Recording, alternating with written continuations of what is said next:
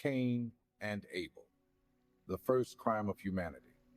Welcome back to the Holy Book Narration Bible. Today we continue with Genesis chapter 4, where we will see the story of Cain and Abel, the first crime in human history, and its consequences. Let's dive into the Word of God together.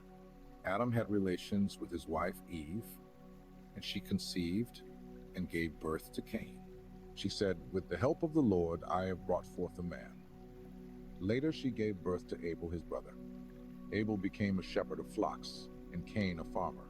Over time, Cain brought some of the fruits of the soil as an offering to the Lord, but Abel also brought an offering fat, portions from the firstborn of his flock.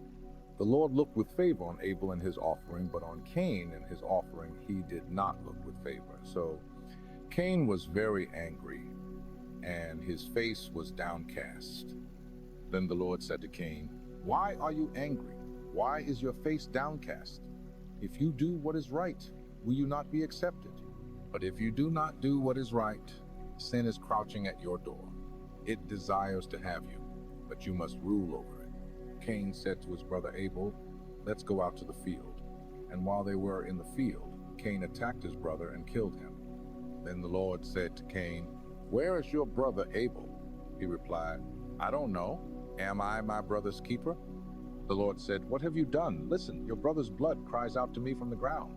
Now you are under a curse and driven from the ground, which opened its mouth to receive your brother's blood from your hand. When you work the ground, it will no longer yield its crops for you. You will be a restless wanderer on the earth."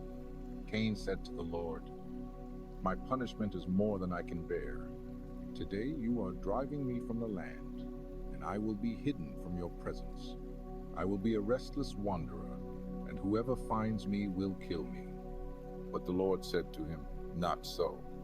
Anyone who kills Cain will suffer vengeance 7 times over." Then the Lord put a mark on Cain so that no one who found him would kill him. So Cain went out from the Lord's presence and lived in the land of Nod, east of Eden. Cain had descendants and built a city, which he named after his son Enoch.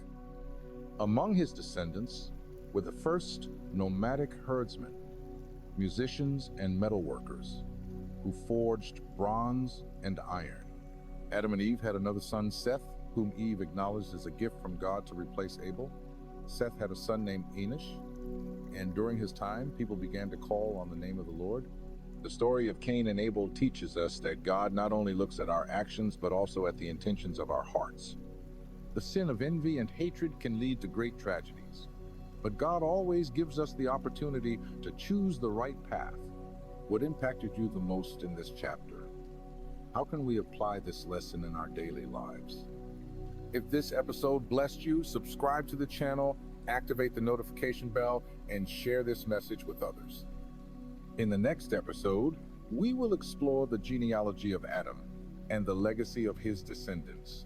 Don't miss it. May God's peace be with you. See you in the next chapter.